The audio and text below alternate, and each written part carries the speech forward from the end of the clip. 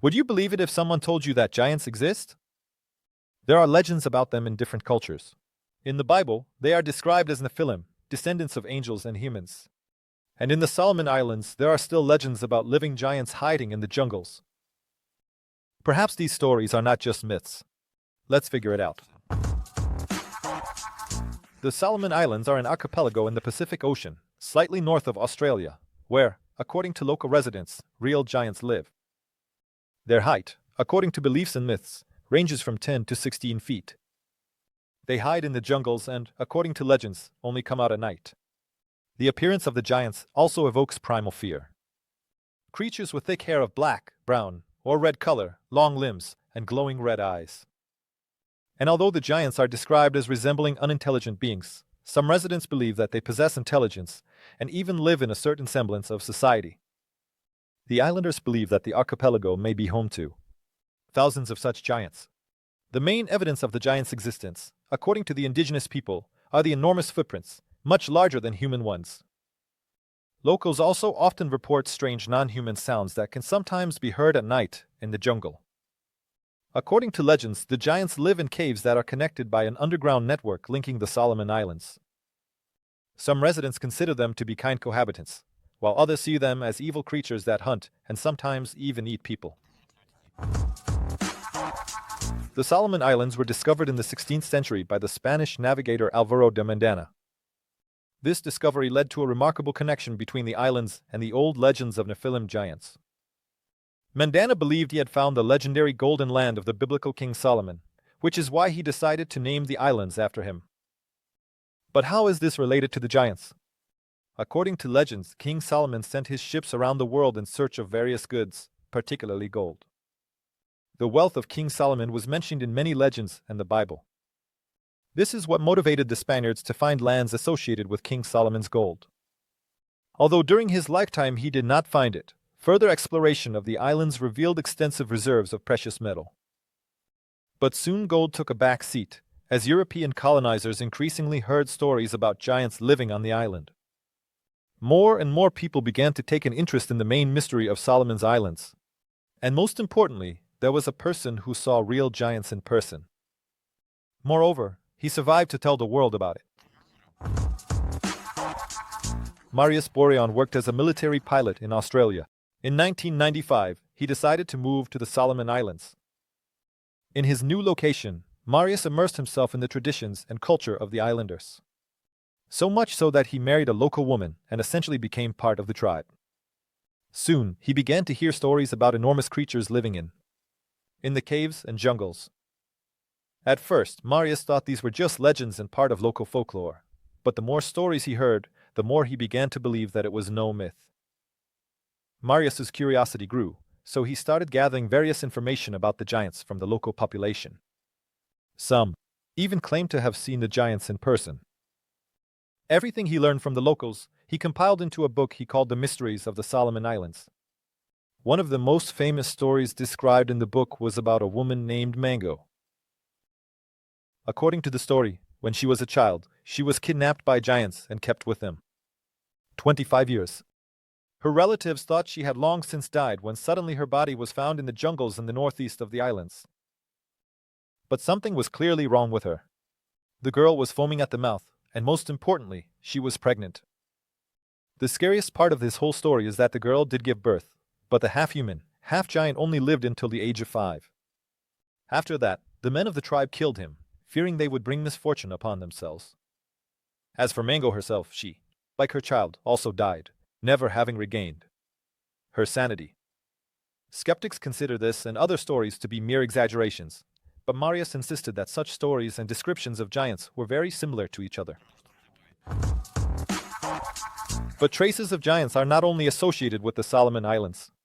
In various parts of the world, remains, household items, and tools of beings are found, which, according to researchers, were significantly larger and taller than modern humans. In the United States, in the state of Nevada, Native Americans told legends of huge red-haired giants who could reach 12 feet in height.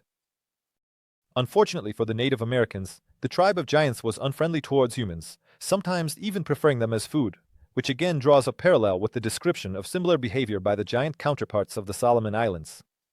Therefore, the scattered Native American tribes united to resist the giants, driving them into a cave. In modern times, in Lovelock Cave, Nevada, archaeologists found enormous human skulls and 15-inch sandals. Remains of giants have also been found in other states, such as California and Ohio. In the Gold Museum in Lima, Peru, the clothing and head of one of the Inca emperors are displayed. The most interesting thing is that his approximate height was 10 feet. And the skull is approximately twice the size of a normal human's.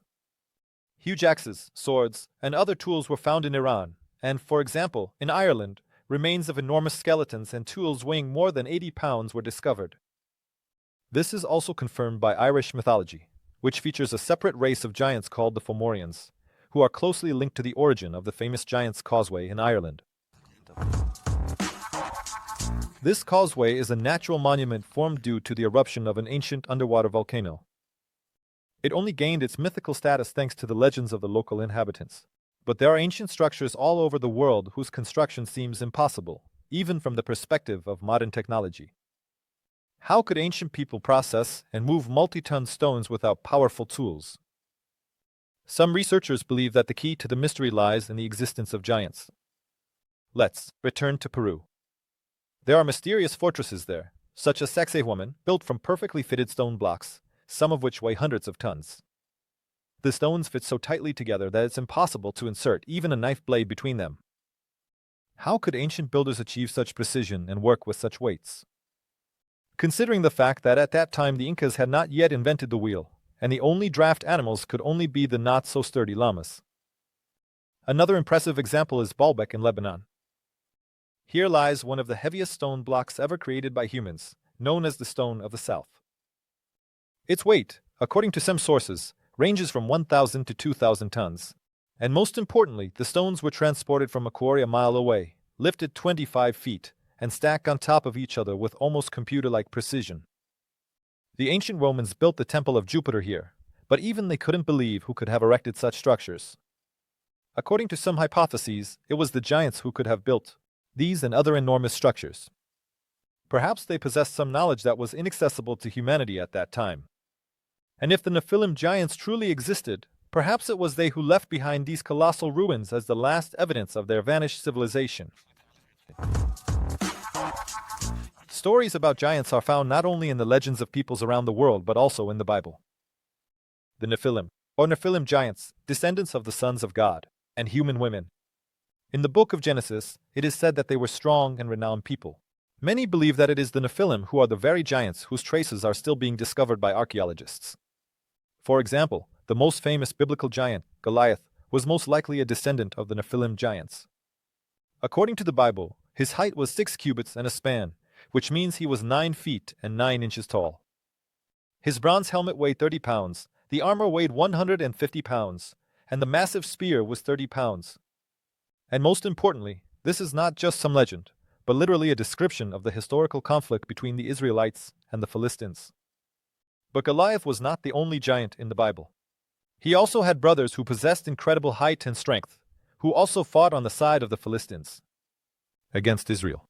Additionally, in the book of Genesis, entire tribes of giants, the Rephaim and the Anakim, are mentioned.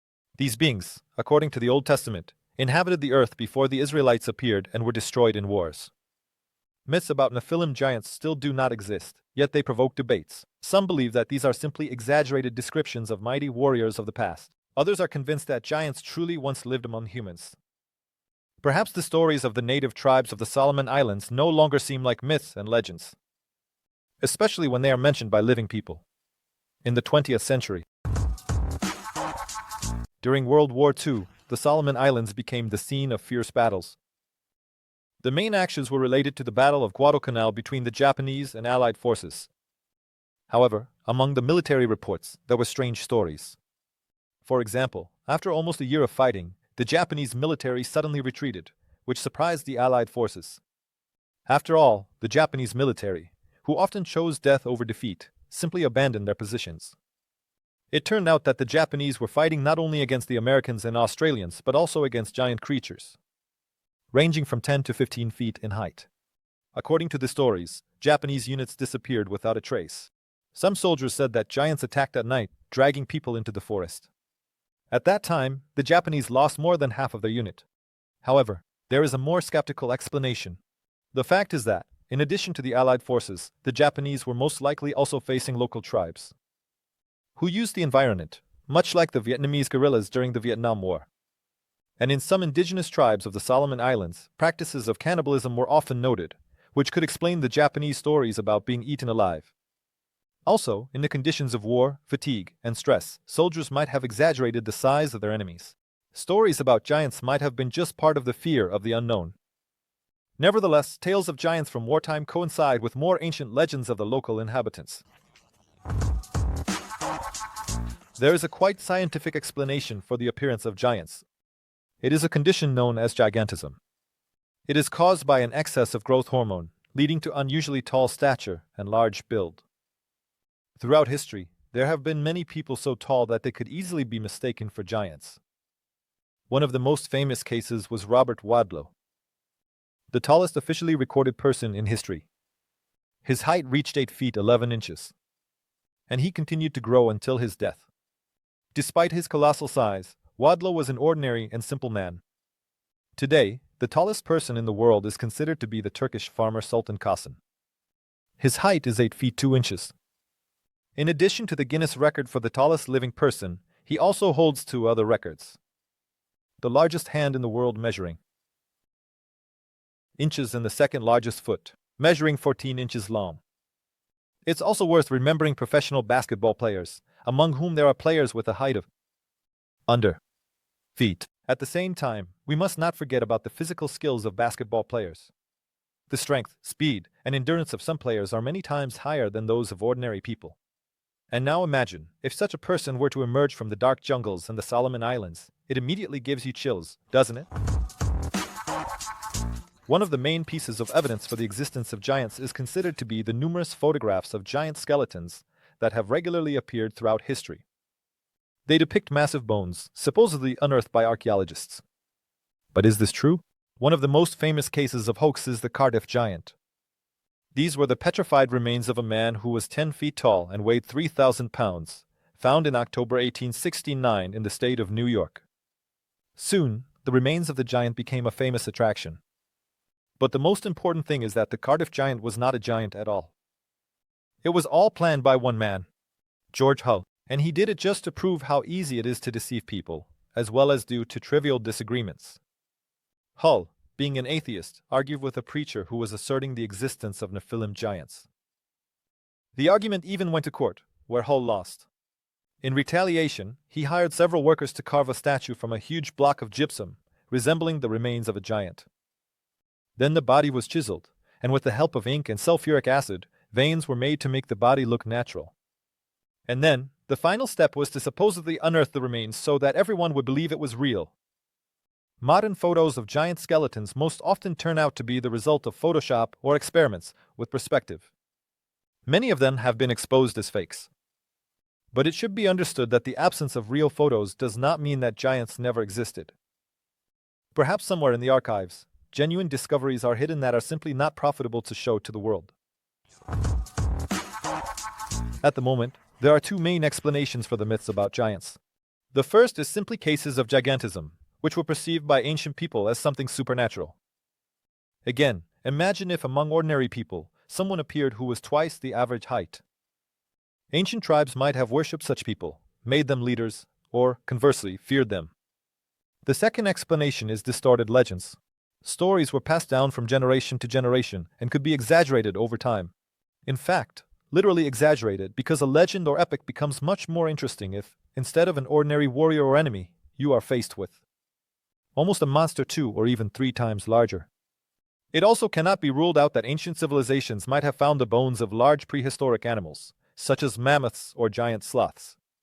But on the other hand, there is a theory that giants are not just a coincidence, but the result of an ancient genetic line that almost disappeared but left a trace in legends and rare findings. Remembering those same movies, maybe it's not a myth, but a memory of a race of beings that truly walked the earth. If giants really existed, could they have left descendants? Perhaps their genes are still hidden among us, manifesting in rare cases of abnormally tall growth, or somewhere in the world, there are still representatives of this ancient people. Hidden in the jungles and deep caves are not movie giants of the Solomon Islands, but a myth or traces of forgotten history. The locals believe that giants still hide on the islands. There are too many coincidences for all of this to be just a simple legend. And what if somewhere in the lost corners of the planet such creatures still live?